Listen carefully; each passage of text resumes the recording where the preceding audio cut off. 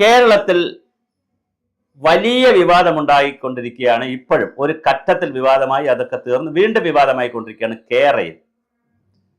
ഇന്ത്യയിൽ എല്ലാ സ്ഥലത്തും റെയിൽവേ കോർപ്പറേഷനെ വിഭജിച്ചുകൊണ്ട്, വിഭജിച്ചാൽ റെയിൽവേ കോർപ്പറേഷന്റെ ഭാഗമായി ഇന്ത്യൻ റെയിൽവേ എടുത്തൊരു നയപരമായ തീരുമാനമാണ് സ്റ്റേറ്റുകൾക്ക് കൂടി റെയിൽവേയിൽ കൈവയ്ക്കാനുള്ള ഒരു സാഹചര്യം കൊടുത്തുകൊണ്ടാണ് റെയിൽവേ കോർപ്പറേഷനുകൾ വന്നത്. അങ്ങനെയാണ് കേരളത്തിൽ കേരയിൽ പോലുള്ള കാര്യങ്ങളൊക്കെ നടത്താനുള്ള കോർപ്പറേഷൻ വന്നത്.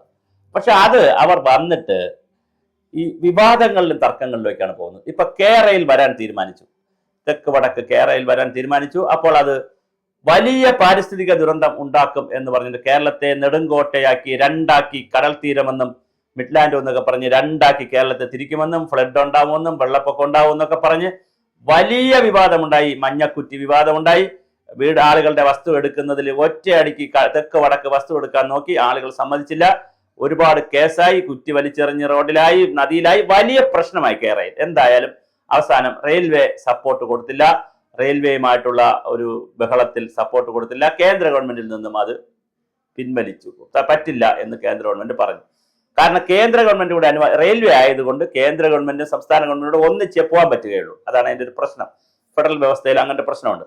മാത്രമല്ല കേന്ദ്രത്തിന്റെ പാരിസ്ഥിതിക അനുമതി ആവശ്യമുണ്ട്.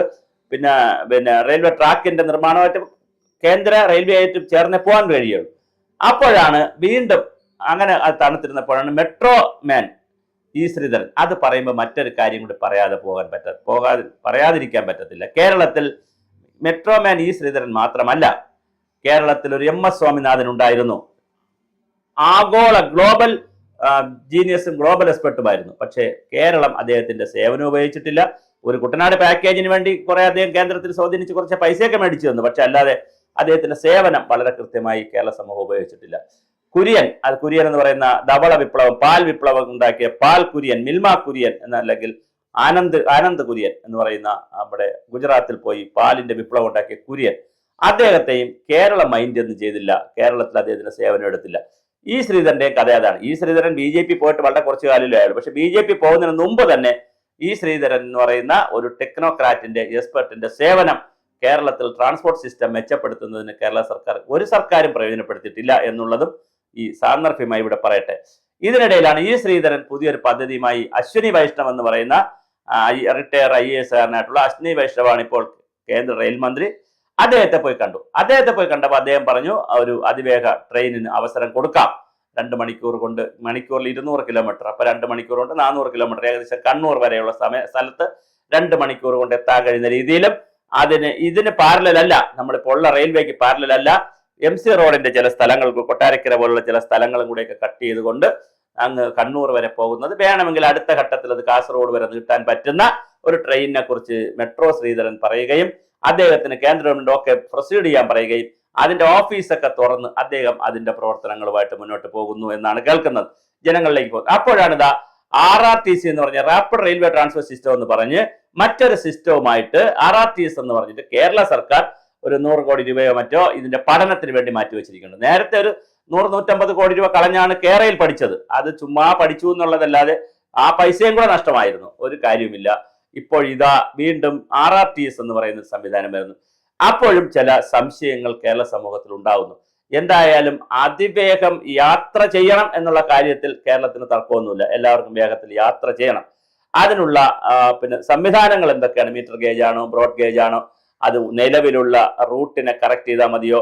നിലവിലുള്ള ട്രാക്കിനെ കറക്റ്റ് ചെയ്താൽ മതിയോ? ഇങ്ങനെയുള്ള ഒത്തിരി ചോദ്യങ്ങളുണ്ട്. മേൽപ്പാലങ്ങളും അണ്ടർഗ്രൗണ്ടും ഒക്കെ വന്നുകൊണ്ട് പോയാൽ മതിയോ?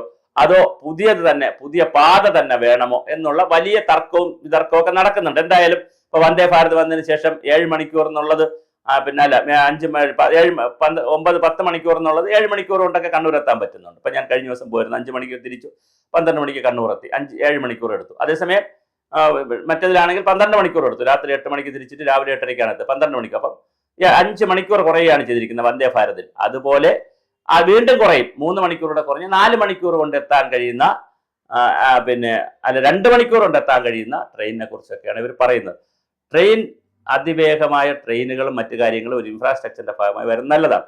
പക്ഷെ കേരളം പോലുള്ള ഒരു പ്രത്യേകതരം ഭൂമിശാസ്ത്ര പ്രദേശത്ത് ഏതൊക്കെ ടൈപ്പിലുള്ള ട്രെയിൻ വേണം, ട്രെയിൻ തന്നെ വേണോ, അതിനു പകരം എയർ സ്ട്രിപ്പുകളെ കുറിച്ച് ചിന്തിക്കാമോ? ഹെലികോപ്റ്റർ സംവിധാനത്തിന്റെ കുറച്ചുകൂടെ മോഡേണൈസ് ചെയ്തിട്ടുള്ള എയർ സ്ട്രിപ്പുകളെ കുറിച്ച് 50 പേർക്ക് 100 പേർക്ക് ഇരിക്കാൻ കഴിയുന്ന എയർ സ്ട്രിപ്പുകളെ കുറിച്ച് ചിന്തിക്കാൻ പറ്റുമോ? അതാകുമ്പോൾ കുറച്ച് സ്ഥലം മതി, എവിടെ വേണോ ഇറക്കാൻ പറ്റും, ഇടുക്കിയിൽ വേണമെങ്കിലും പറ്റും, വയനാടും എല്ലാം പറ്റും. അപ്പൊ കുറച്ച് ഗ്രൗണ്ട് മതിയല്ലോ. അപ്പൊ അത്തരം കാര്യങ്ങളാണോ അതോ ഇത് തന്നെയാണോ മെച്ചപ്പെടുത്തേണ്ടത്, റെയിൽവേ തന്നെയാണോ? എന്തായാലും ഒരു കാര്യമാണ് വളരെ പ്രധാനം, നമ്മൾ വീഡിയോ ചെയ്യാനുള്ള കാര്യം അതാണ്. 3 ഓപ്ഷൻ കിടന്നു. ഒന്നാമത്തെ ഓപ്ഷൻ പോയി, കേരയിൽ പോയി എന്ന് വിനയ് വിശ്വം പറഞ്ഞിട്ടുണ്ട്. കേരയിൽ വരില്ല, അതിനിപ്പോ പോയി. അടുത്ത അതിവേഗ ട്രെയിനാണ്. ഈ അടുത്ത അതിവേഗ ട്രെയിൻ ഏതാണ് എന്നുള്ളത് കേന്ദ്ര ഗവൺമെന്റ് അശ്വിനി വൈഷ്ണവ് അടിയന്തരമായിട്ടൊരു മീറ്റിംഗ് വിളിച്ച്, കാരണം കേന്ദ്രം കൂടി വേണമെന്നുള്ളതുകൊണ്ടാണ് മീറ്റിംഗ് വിളിച്ച്. ഇപ്പൊ കേരളം വിളിച്ചാൽ കേന്ദ്രം വരണമെന്നില്ല, പക്ഷെ കേന്ദ്രം വിളിച്ചാൽ കേരളത്തിന് പോകേണ്ടി വരുമല്ലോ, ഒരു ബൈൻഡിങ് ഉണ്ടല്ലോ. കേന്ദ്രം ഒരു മീറ്റിംഗ് വിളിച്ച് ഇ ശ്രീധരനെയും റെയിൽവേ ഇവിടുത്തെ റെയിൽവേ ആളുകൾ നോക്കുന്ന ആളുകളെയും രാജീവിനെയും മന്ത്രി രാജീവിനെയും ഒക്കെ കൂടെ ഇരുത്തിക്കൊണ്ട് വളരെ കൃത്യമായ ഒരു പ്രപ്പോസൽ ഉണ്ടാക്കിയെടുക്കേണ്ടത് ഇലക്ഷൻ സമയത്ത് ജനങ്ങൾക്ക് ആവശ്യമാണ്. എനിക്ക് തോന്നുന്നു ജോർജ് കുര്യനും ശ്രീ സുരേഷ് ഗോപിയും അതിന് മുൻകൈ എടുക്കുമായിരിക്കും. എടുത്തുകൊണ്ട് ഇന്ത്യൻ റെയിൽവേയിൽ കേരളത്തിന് അനുഗുണമായ ഗുണങ്ങൾ എന്തൊക്കെ ഉണ്ടാവും. അപ്പോഴാണ് ഇന്ന് മറ്റൊരു കാര്യമുണ്ട്. ഇപ്പോൾ ഈ ഞാൻ സംസാരിക്കുന്ന സമയത്ത് നിർമ്മലാ സീതാരാമൻ ഞായറാഴ്ച ആണെങ്കിലും 27 വർഷങ്ങൾക്ക് ശേഷം ഞായറാഴ്ച ഡൽഹിയിൽ എന്ത് അവതരിപ്പിക്കുകയാണ്? ബഡ്ജറ്റ് അവതരിപ്പിക്കുകയാണ്. ഞായറാഴ്ച ബഡ്ജറ്റ് അവതരിപ്പിക്കാറില്ല, പക്ഷേ 27 വർഷങ്ങൾക്ക് ശേഷമാണ് ഇങ്ങനെ അവതരിപ്പിക്കുന്നത്. മുമ്പ് അവതരിപ്പിച്ചിട്ടുണ്ട്. ആ ബഡ്ജറ്റിൽ കേരളത്തിലേക്ക് എയിംസ് പറയുമോ, അതുപോലെ അതിവേഗ ട്രാക്കിനെ കുറിച്ച് പറയുമോ എന്നൊരു ചോദ്യമുണ്ട്. അതിപ്പോ ഇന്ന് കുറച്ച് കഴിയുമ്പോൾ നമുക്കറിയാൻ പറ്റും.